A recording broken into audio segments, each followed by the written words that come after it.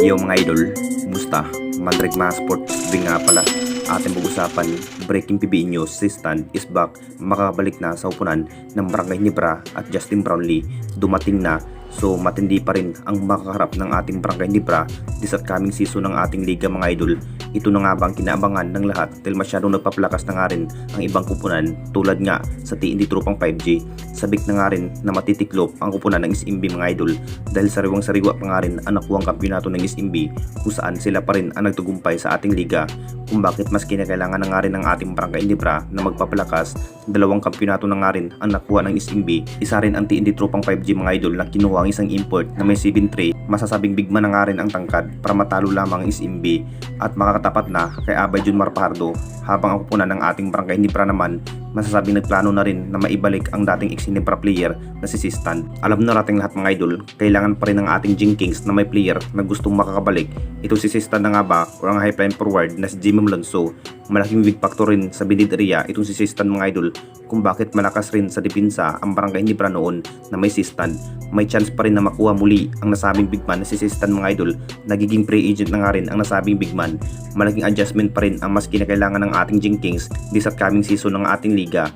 Sabik na nga rin ang lahat mga idol kung ano ang dapat gawin kung makakabalik na nga ba ang nasabing bigman. At ayon pa rin sa mga source mga idol, possible na makuha muli itong si Sistan. Sabi pa nga rin ni Coach Tim dahil sa kakulangan pa rin bilang bigman ang Barangay Nibra kung saan si Japit Aguilar pa rin ang nagpupursige sa bawat bitid area.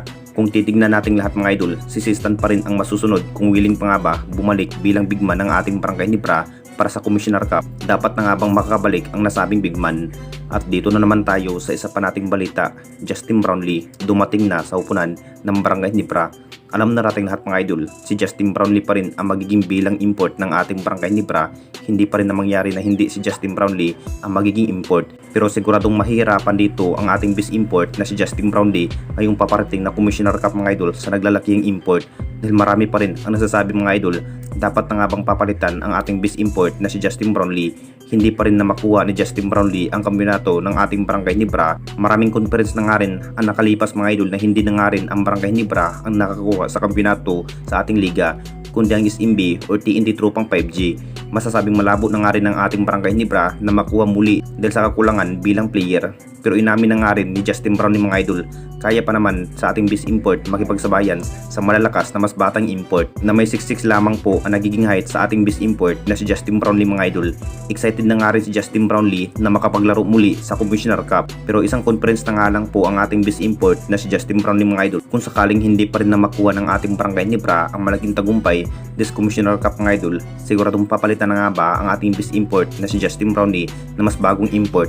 Dumating na nga rin ang ating best import na si Justin Brownlee at nasa practice na para makapaghandaan para sa paparating na Commissioner Cup. Anong masasabi ninyo mga idol tungkol sa ating video?